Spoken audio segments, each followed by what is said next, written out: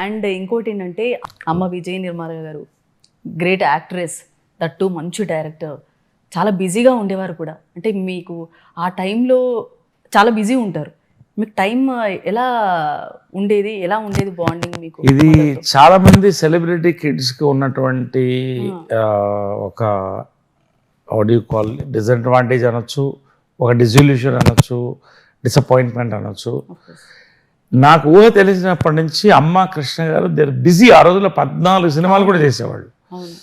So mother అనేది నాకు ఎలా ఉండేదంటే ఆ దూరం నుంచి చూసేవాడిని. మేకప్ రూమ్కి వెళ్ళి నించునేవాడిని ఆ మేకప్ వేస్తూ, తర్వాత వెళ్ళిపోయేది ఇలానే. పాపం ఆమె వర్క్ అది. మేనమామలు వాళ్ళు నన్ను పెంచారు ఎక్కువగా.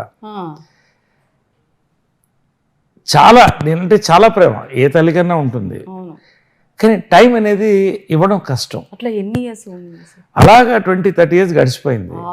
ఒక పాయింట్లో నేను బిజీ అయిపోయాను, ఆమె ఫ్రీగా ఉంది, నేను ఆమెకు టైం ఇవ్వలేకపోయాను. సో ఇద్దరి మధ్యన ఒక డిస్టెన్స్ అనేది ఉండేది. అంటే మీరు అనే పిలిచేవాడిని ఆమె, నువ్వు నాన్న ఎప్పుడు అనలేదు. It is a respect.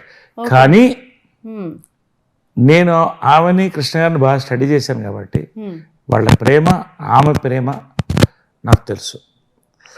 చాలా స్ట్రిక్ట్గా ఉండేది మనిషి. ఎందుకు అలా ఉండేదని తర్వాత నాకు అర్థమైంది. బట్ గొప్ప వ్యక్తులు అనేటువంటి అభిమానం ఎప్పుడు ఉండేది, చాలా మంచివాళ్ళు అనేది. సో అది ఇంతమంది ఫ్యామిలీని నిలబెట్టింది, మా అంకుల్స్ కానీ అందరూ.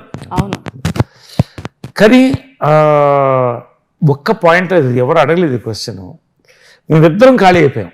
నేను పాలిటిక్స్లో వెళ్ళిపోయి ఖాళీ అయిపోయి, ఆమె ఖాళీ అయిపోయి, ఒకరోజు ఇద్దరు సైలెంట్గా కూర్చొని సడన్గా ఒకసారి అవన్నీ చూసి అసలు ఎందుకు మనం మిగతా మదర్ సన్ లాగా లేము అని ఏడ్చేసాను. మీరా సార్? ఓకే. ఆమె ఏడ్చేసింది. ఆ రోజు నుంచి we bonded till the last minute, death దాకా కూడా ఇప్పటికీ బాండ్ అవుతూనే ఉన్నాం ఆఫ్టర్ డెత్ కూడా.